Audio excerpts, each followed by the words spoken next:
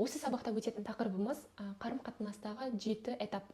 Алғашқысы визуальный, екіншісі базовый знакомство, үшіншісі информационный уровень, төртіншісі эмоциональный уровень, бесіншісі доверие, алтыншысы интимно-духовный, жетіншісі партнерство. Қазір осы этаптарды жеке-жеке талқылайтын боламыз. Давайте, ең алғашқы уровень, біріншісі визуальный уровеньда. Бұл жақта адамды жай ғана танымасаң да, просто көріп қаласың. Походкасы ұнауы мүмкін, дауысы ұнауы мүмкін, взгляды ұнауы мүмкін, киінгені деген сияқты.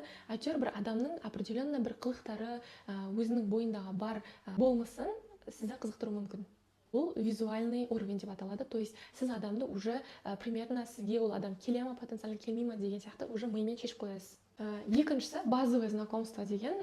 Бұл жақта сіз просто танысасыз. Сіздің атыңыз кім, жалпы қай жақтансыз, немен айналысасыз, қалауларыңыз қандай, армандарыңыз қандай, не істегіңіз келеді, отношения не күтесіз деген сияқты просто жай базовый знакомство кетеді. Оның қалауларын естесіз, өзіңіздің қалауларыңызды айтасыз. Үшінші деңгей бұл информационный деңгей. То есть адамды іздестіресің, мысалы Google'дан бірдеңенің сұрақтың жауабын табу үшін іздестіресің, тура сол сияқты ол адамның да көп ақпаратын алу үшін информационный тереңірек қазбалайсың. Ол адам сенің болашағыңа келе ма, бір-бірлерің жоспарларың келе ма, келмей ма деген сияқты ол адамның бойындағы қызығушылықтарын барлығын білу үшін және өзіндікін білу үшін сондай таныстықтың, былайша айтқанда, бұл кейбір адамдарда отношения кезеңінде де кейбір адамдар даже бұны басында талқыламай 6 ай, 7 ай, 1 жылдан кейін де жасауы да мүмкін. Бұл маңызды емес қанша уақытта болып жатқаны, бірақ именно отношениядағы осылай бір-бірлеріңді терең іздеп бастау Google кезеңі деп аталады. То есть информационный кезең. Төртінші деңгей бұл эмоционалдық деңгей. Бұл жақта адамның қасына өзінің эмоцияларын ақырындап шығара бастайсың. Ренжіп қалдым саған кейбір заттарыңа, мына айтқан сөзің маған ұнамай қалды, или там оның жасаған бір қылығы ұнап қалады да, қуанышын көрсете бастайсың. Уже қалай барсың солай өзіңді аша бастайсың. И осы этапта адамның ең алғашқы қорқыныштары пайда болады. Блин, мына адам мен қасында болмай қалса ше, либо измена жасап жүрген жоқ па екен, либо біреу жаңағыдай қасына келе бастаса қызғаныш сезімі дегендер қорқыныштар алғашқы осы кезде бастала бастайды. Себебі осы кезеңде адамдар бір-біріне кәдімгідей привязаны болады да, уже бұл адамды жоғалтуға қорқатын болады. И ол адамның қасында қалай бар өзін солай ұстауға тырыса бастайды. Уже истинный өзінің қалай истинный ясы шығады ғой, былайша айтқанда, бұл отношения кезеңінде. Бесінші деңгей доверие деңгейі. Бұл деңгейде адамдар өзінің қорқыныштарын, қалауларын полностью айта бастайды и өзі сол адамға өзін толықтай тапсыра алады. То есть менің қасында осындай адамым бар, мені всегда қолдайтын, қорғайтын, осуждать етпейтін, түсінетін, сөйлесе алатын деген сияқты өзін толыққанды сол адамға тапсырып тастайды. То есть адамдар в основном доверие болмаған жақта толықтай өзін тапсыра алмай, өзін ұстап басқа қырынан көрсетіп жүреді ғой в основном. А бұл кезеңдегі адамдар уже бірнеше жыл тұрмыста болады в основном, немесе кейбір адамдар даже тұрмысқа шықпаса да, либо үйленбесе де осы деңгейде отношения құрып кетеді. То есть партнерствоға полностью өзіңді тапсыра алу. Баласы анасына өзін қалай толықтай тапсыра алып, анасының қасында өзін безопасно сезінген сияқты екінші жартының қасында дәл солай өзін толықтай тапсыра алуы.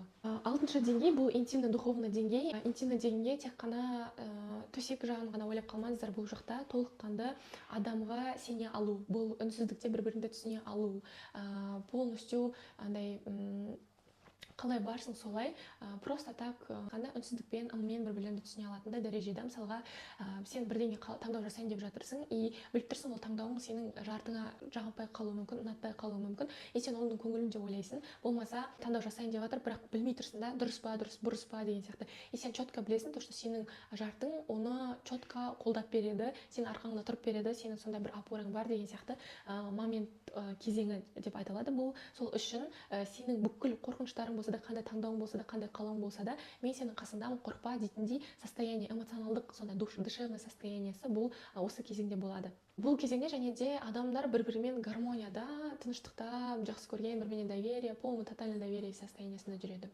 Жетінші деңгей бұл партнерство. Бұл деңгейде адамдар удобно болған үшін или үйрен қалған үшін, бауыр қалған үшін жүрмейді. Бұл деңгейдегі адамдарға арбой даже кейбір адамдарда болады 20-30 жыл тұрмыста болып жатса да, бұл деңгейге шыға алмайтын адамдар да бар. Кейбір адамдар бар бірнеше жылдың ішінде шығып қояды деген сияқты.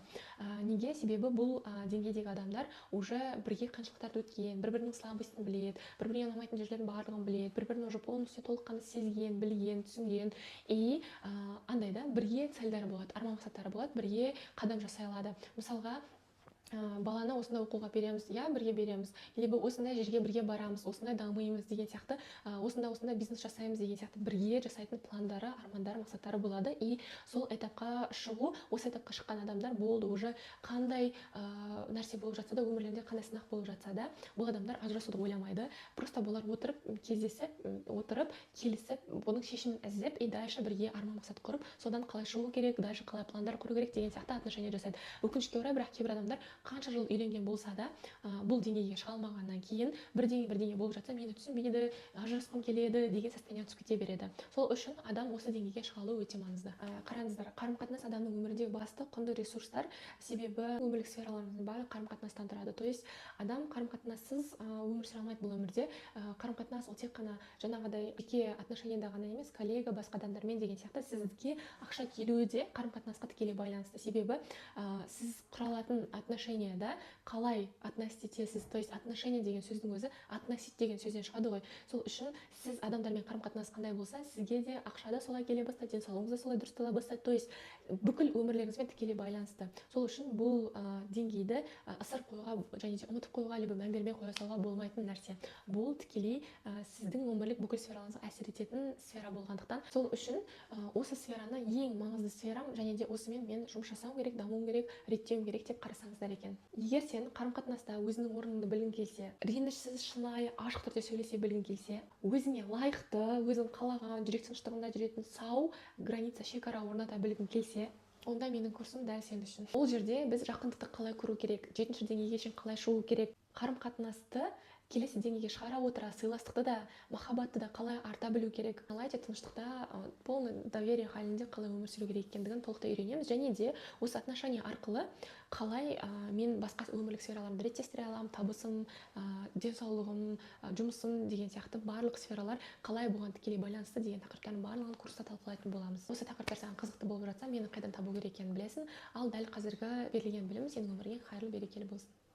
Жақындарым сіздер үшін өмірін өзгерткісі келіп, өзіме жұмыс жасауға дайын адамдар үшін деп осы шағын ғана видео сабақтар дайындаған болатынмын. Егер реально саған пайдалы болған болса, каналға тіркеліп, лайк басып, астына өзіңнің ойларыңды, пікіріңді жазып кет. Маған сенің кері байланысың өте маңызды.